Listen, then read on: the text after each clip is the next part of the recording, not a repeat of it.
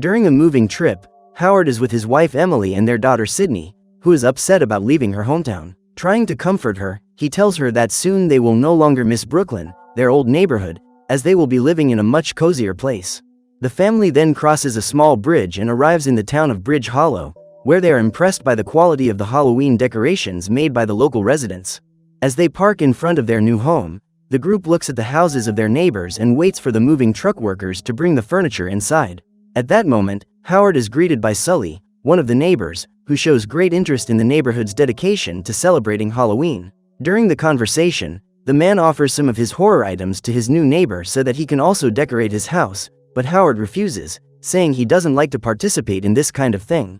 This attitude confuses Sully, and in order to avoid the man, Howard enters the house with his wife. Later, the couple talks about how they have been raising their daughter, and they realize that now that they live in a safer place, they can allow her to participate in new hobbies that interest her. Therefore, Emily asks Howard not to try to control Sydney's life, as the young woman deserves the right to choose what to do with her life. Although he doesn't like the idea very much, the man agrees with his wife, and the next day, the family leaves to do some shopping in the city center. Suddenly, they are surprised by Tammy, who introduces herself as the current mayor of Bridge Hollow. However, she also states that in this town, this position is nothing more than a volunteer job, and reveals that she also has other jobs, such as driving her Halloween-themed car. In addition, Tammy also says that the Bridge Hollow region has a famous urban legend about a man called Stingy Jack. This inhabitant was so hated by the citizens that he ended up being hanged, but before he breathed his last breath, he was given a second chance by the devil, who presented him with a special lantern, lit by the flames of hell. After talking to the mayor, Sydney says goodbye to her family and sets off to find something interesting to do around town. Upon arriving at the Bridge Hollow Cemetery, the girl begins to walk quietly through the place, but suddenly, she is surprised by a trio of young people who emerge from inside one of the mausoleums. Trying to calm her down, the group explains that they were just testing their new electromagnetic wave detection app so they could find ghosts more easily. Upon hearing this, Sydney makes fun of the young people, but they are not embarrassed and reveal that they are part of an organization called the Bridge Hollow Paranormal Society. This revelation impresses the girl, and now that they have managed to understand each other, Jamie introduces herself along with her friends Ramona and Mario. Sydney then reveals her full name to the group, who are excited to discover that their new friend is none other than the new resident of Mrs. Hawthorne's house, a famous medium who perished in her own home. Curious, the young people ask if the girl heard anything strange the night before, and she replies that she has heard some unknown noises around the residence. Ramona then says they have a task for their new friend, and at dusk, Sydney uses her tablet to try to communicate with Hawthorne's spirit through a Ouija board. Within seconds of her first attempt at contact, the young woman receives a response, and upon hearing the door at the end of the hallway open, she decides to go investigate what it was. In doing so, Sydney arrives at a kind of abandoned pantry, and while looking through a photo album she had found, she hears the door closing behind her. Thanks to the scare, the girl ends up knocking a lamp against the wall, and the impact reveals a secret compartment that held a small chest. Without wasting any time, Sydney opens the object, where she finds a kind of decorative Halloween head. Minutes later, the girl tries to tell her parents about what she has discovered, but Howard does not believe anything his daughter is saying and begins to mock her. Frustrated by the way the man is acting, Sydney gives up trying to convince him and goes to her room. The next morning, Howard meets with Principal Flyed for his first day of work as the newest science teacher at the town's high school, and is excited to see the lab where he will teach. While inspecting the room, he gets a big scare from a plastic skeleton that falls out of one of the cabinets. That scene makes Flyed start laughing uncontrollably, and he reveals that he conspired with the students to play a prank on their new teacher.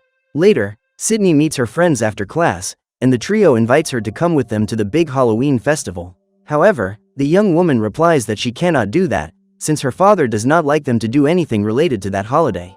Realizing that they cannot convince her, Jamie says that her friend will know where to find them if she changes her mind, and after saying goodbye, the students leave.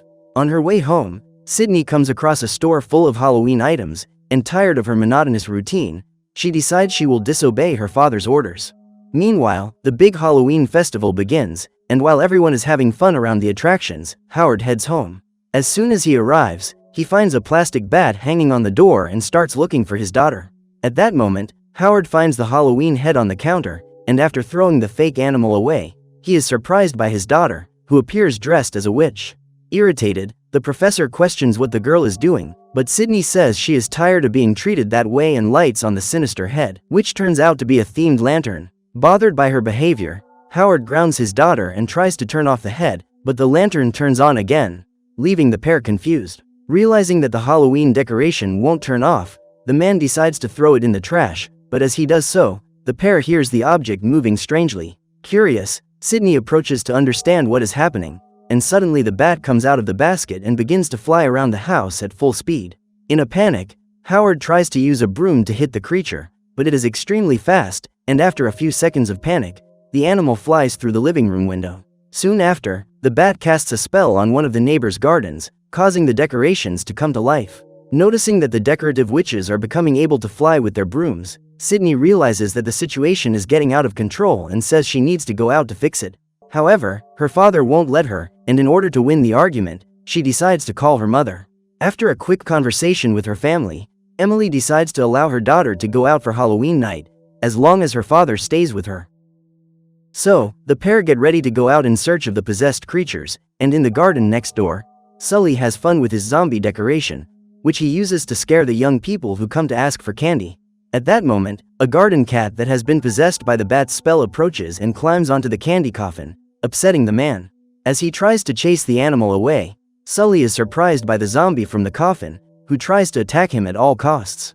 While moving around the garden trying to avoid the attacks, the resident manages to throw the monster away, but as soon as it lands on the ground, the macabre zombie ends up activating all the other decorations around it. Realizing he is in danger, Sully runs to get his shotgun, and at the same time, Howard and Sydney appear on the lawn, where they are startled by their neighbor's gunshots. Despite being armed, Sully is quickly knocked down by the zombies, and in order to help him, the girl runs to attack the creatures with a shovel. Thanks to this, the man manages to get up and retrieve his weapon, allowing the pair to easily eliminate each of the monsters. At the end of the confrontation, Sully realizes he has been bitten and decides to handcuff himself to his porch in case he turns into one of those zombies.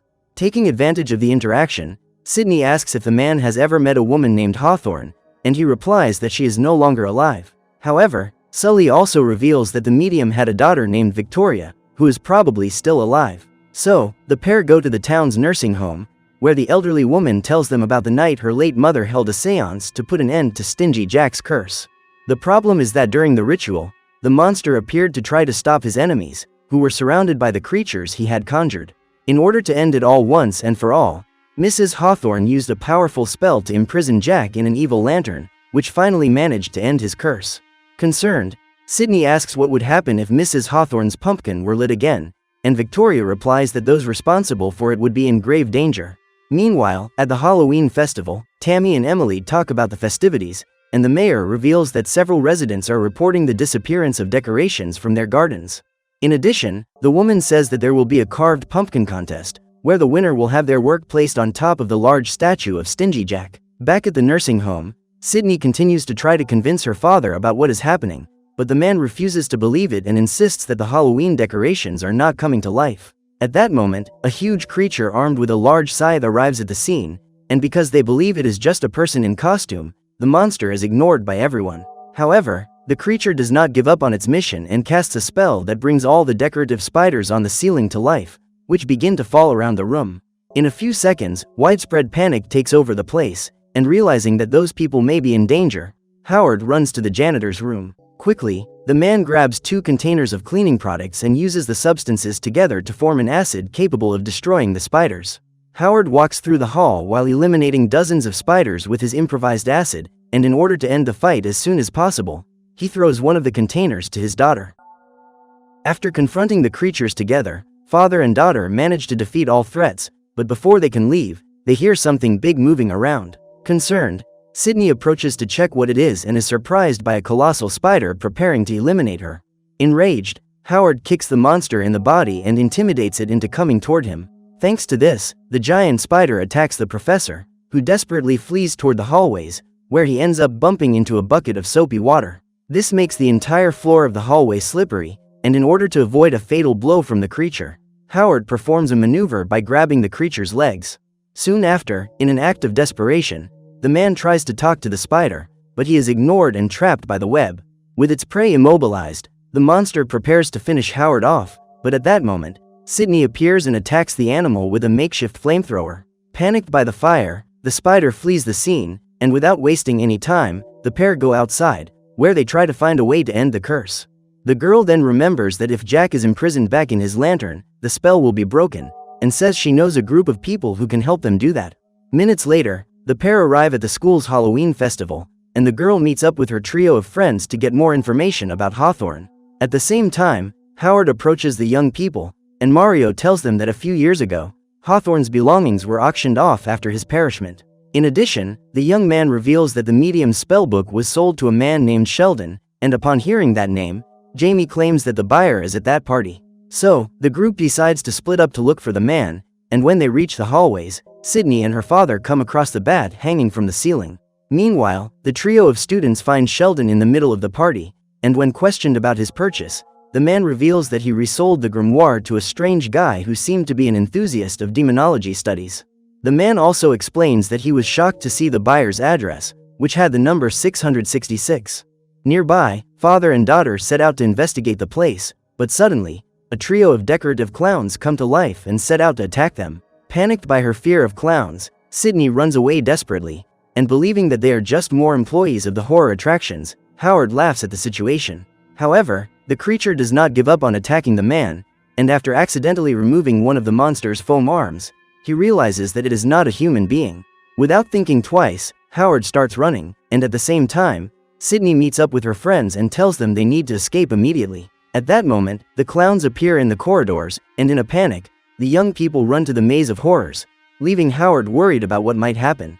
The man then decides to go in to rescue the group, and after a few seconds of running around, he finally manages to reach his daughter. However, the group ends up being surprised by a clown armed with an axe, and Howard tries to face him in hand-to-hand combat. The problem is that the creature is faster, and so that her father is not eliminated, Sydney unleashes a powerful combo of kicks on the creature. This allows the group to escape from the scene, and outside, they encounter the armless clown coming towards them. Ramona quickly yells for everyone to get on their bikes, and since Howard never learned how to ride one, he is forced to sit in front of his daughter. Minutes later, the group arrives at house number 666, and when they ring the doorbell, they are surprised to discover that the buyer was none other than Principal Floyd. The man explains that he has always had an interest in collecting antiques and artifacts related to terrifying subjects, and after taking the grimoire, he explains the ritual they must perform to lift Jack's curse. At that moment, a football flies through the door, and soon after, several costumed skeletons appear to attack the group. Despite being frightened, the young people gather to defeat the enemies alongside Floyd, while Howard remains motionless due to his phobia of skeletons. During the fight, Sydney, who was protecting the book, ends up being knocked down, and before they can recover the grimoire, one of the skeletons kicks the object upward. As a result, the pages are completely separated, and the spell they needed ends up falling into the fire. Realizing that they are completely surrounded, Floyd yells for everyone to go down to the basement, and noticing that her father is in shock, Sydney tries to encourage him.